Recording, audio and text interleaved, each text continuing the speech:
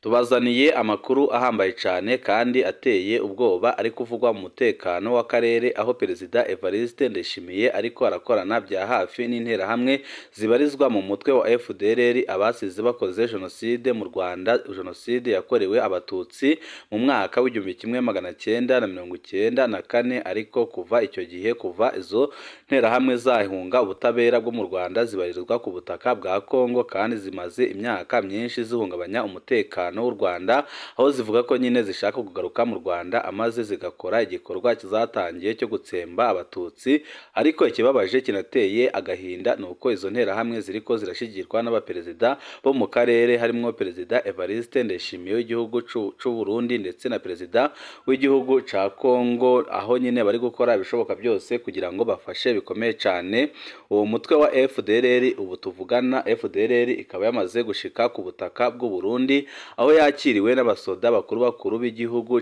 c'u Burundi kandi bikaboneka neza ko iryo tegeko ryatanzwe n'umukuru w'igihugu c'u Burundi General Evariste Ndayishimiye umaze iminsi avuga ko agiye gufasha abantu bose bashaka guhirika ubutegetsi bwa Kigali ariko bikaboneka neza ko bifise ikintu kinyegeje cyane kuko amakuru ariko aradushikira aravuga ko izo nterahamwe zifatikanije na Perezida wa Kongo ndetse na Perezida w'u Burundi bashaka gutsemba abatutsi bahereye mu burasirazuba bwa Kongo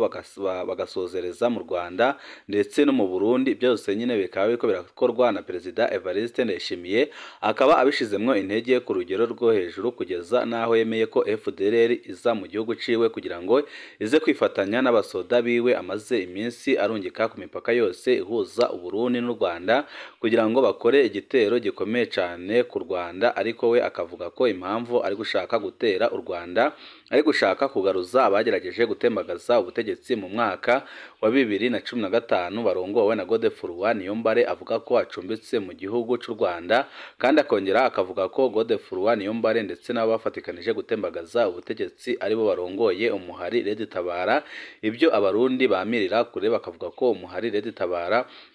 utarongowe n'abagerageje gutembagaza ubutegetsi mu mwaka wa 2015 kuko birazwi neza ko umuhari wavutse mu mwaka wa 2011 kandi ukavukwa wari uhagarariye abandi mu gutembagaza ubutegetsi ariwe General Godefroid Niyombare. Icyo gihe ariwe yari utwaye gisoda c'u Burundi nyuma yaho agatwara iperereza ry'u Burundi mu gihugu cose. Ibyo byose nyine biza byerekana ko ari remetanya rikomeye cyane Perezida Evariste Ndayishimiye yakoze kugira ngo yumvishe abarundi impamvu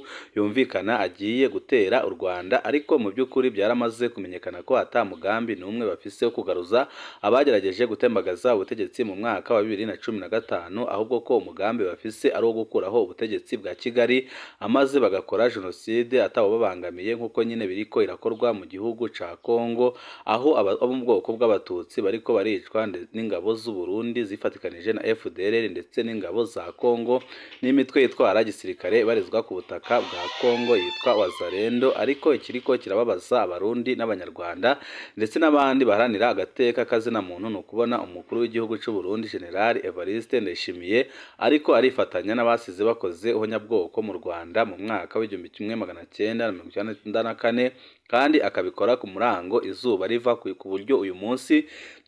yakiriye abarwanyi benshi cyane ba FDLR baje mu Burundi gufasha ingabo ziwe gutera igihugu cy'u Rwanda. Turamaze iminsi tubaha amakuru ajanye no kungene Perezida Evariste Ndayishimiye yatanze itegeko ryo kwegeranya abasoda bose bakobamenyereye intambara amaze bakabegeranyiriza ku mipaka yose ihuza u Burundi n'u Rwanda ariko intumbero afise atayindi uretse gutera u Rwanda ariko akabona neza ko kugira ngo azagere ku cyo ashaka kandi umugambi we afise uzagerweho ari uko yakwifashisha zirantera hamwe zasize zikoze jenoside mu Rwanda zibarizwa ku butaka bwa Kongo arizo FDLR. Zimwe muri izo nyine zikaba zamaze kugera ku butaka bw'u Burundi aho zakiriwe n'abayobozi bakuru bo mu gisirikare c'u Burundi bakaba bazihaye ikaze aho zakirijwe ibigwanisho bikomakomeye ndetse n'ibindi byinshi bya gisirikare kugira ngo batere u Rwanda amaze bakureho ubutegetsi bwa Kigali. Ubutegetsi benshi mu bategetsi bo mu karere harimo Perezida w'u Burundi ndetse na Perezida wa Kongo bavuga ko ari ubutegetsi bubi ari umubanyi mubi. Ibyo nyine ngo bikaba biri gutuma nyine aricyo gituma batera u Rwanda amaze bagahindura ubutegetsi nkuko Perezida w'igihugu c'u Burundi General Evariste Ndayishimiye yabitangarije mu nama yararimo i Kinshasa aho yavuze neza ko ikintu agiye gukora ari ugufasha abantu bose bashaka guhirika ubutegetsi bwa Kigali. Byose nyine bikaba biriko biragaragara kuko yamaze kwifatanya n'interahamwe ku murango izuba riva, aho interahamwe nyinshi cyane zimaze gushika ku butaka bwa Kongo bwo Burundi, zikaba ziteguriye gutera u Rwanda. Ibyo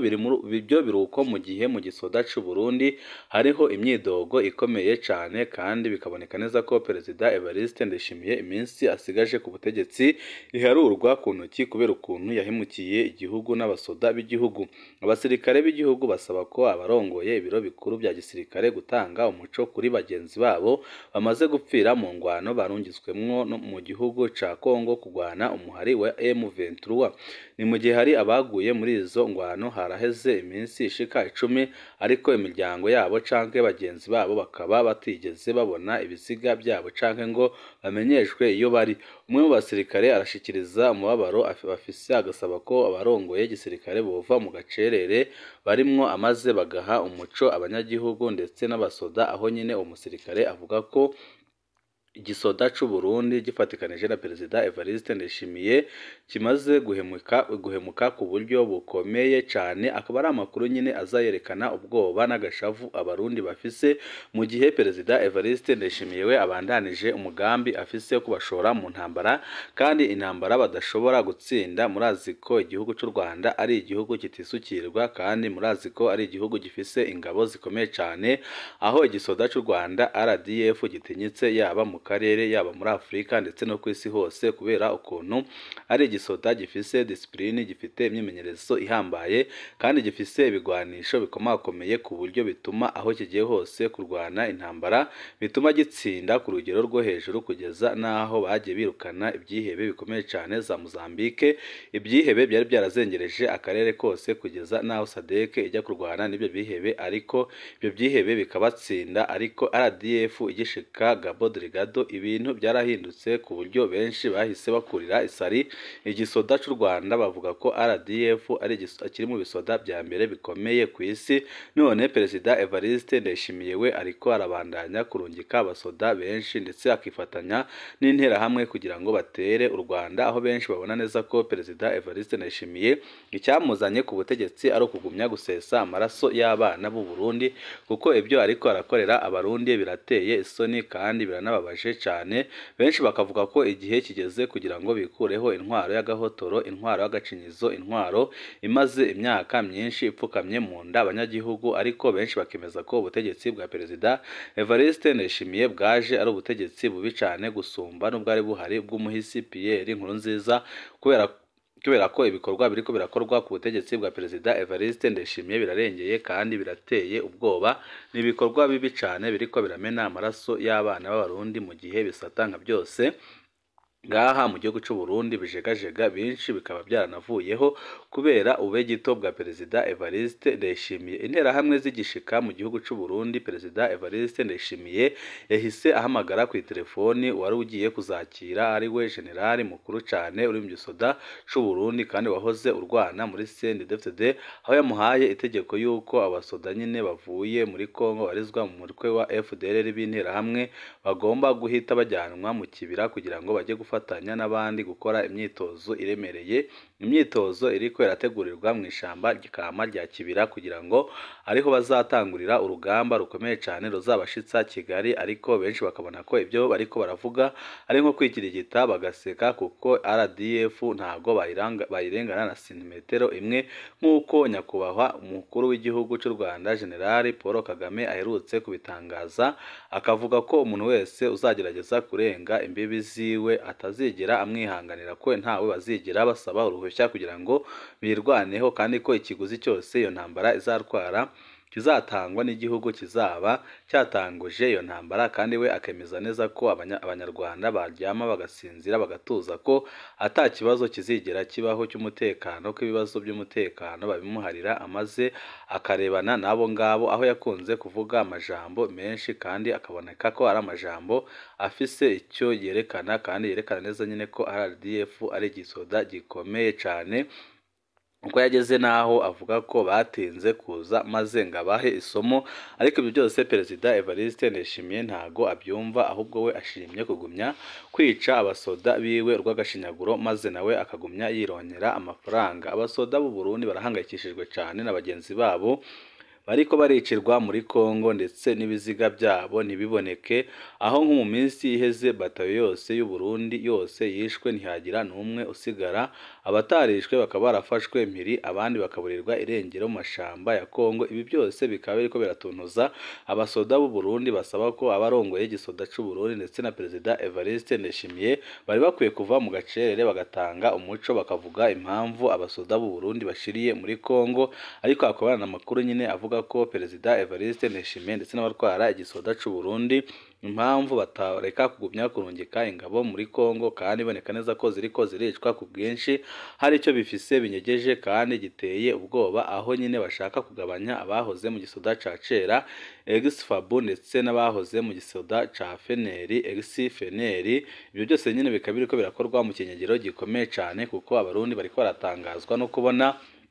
abagaragara bishwe ku rugamba benshi aba ari ubwoko bumwe biganjemo 80% aba ari ubwoko bw'abatutsi kandi 80% n'ubundi akaba ari abahoze muri ex-Fabu abandi muri ex-Feneri, aho nta musoda n'umwe wahoze muri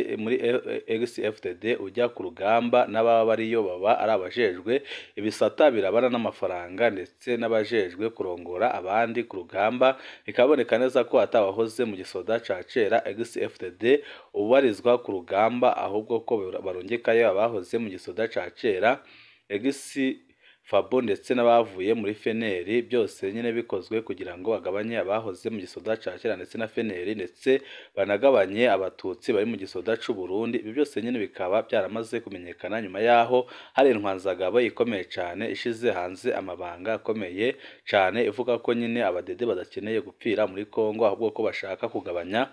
abahoze mu gisirikare ca cera ex-Fabu ndetse n'abahoze mu gisirikare ca cera Feneri. Byose nyine bikaza byerekana ubegito bwa Perezida Evariste Ndayishimiye ndetse no guhemuka bikomeye cyane, ariko benshi bakamubwira ko umunsi wa mbere azafata umwanzuro wo gutera u Rwanda aribwo ubutegetsi bwiwe buzaba busambutse. Benshi bakamuhanura guheba iyo ngendo, naho wenyine ari kubandanya gukorana n'interahamwe. Banywanyi bacu turajya tubashikiriza amakuru uko zatuyaronka ajyanye n'ibyo Perezida Evariste Ndayishimiye ariko arapanga n'interahamwe bagiye gukora, aho nyine ubu ngubu ibintu bigiye kujya ku wundi murindi uhambaye cyane, kuko interahamwe zishaka gukora ibibi ku butaka bw'u Rwanda zamaze gushika ku butaka bw'u Burundi, aho zigiye kwegeranirizwa nyine mu ishamba rya Kibira zikifatanya n'abasoda b'u Burundi kugira ngo bazaze gutera u Rwanda, ariko akaba ari ibintu bishobora kubata kuw'amazi, kuko atana santimetero imwe barenga bakirenga umupaka w'u Rwanda. Byose nyine bishobora kubagiraho ingaruka zikomeye cyane, kandi na Perezida Evariste Ndayishimiye akabigenderamo.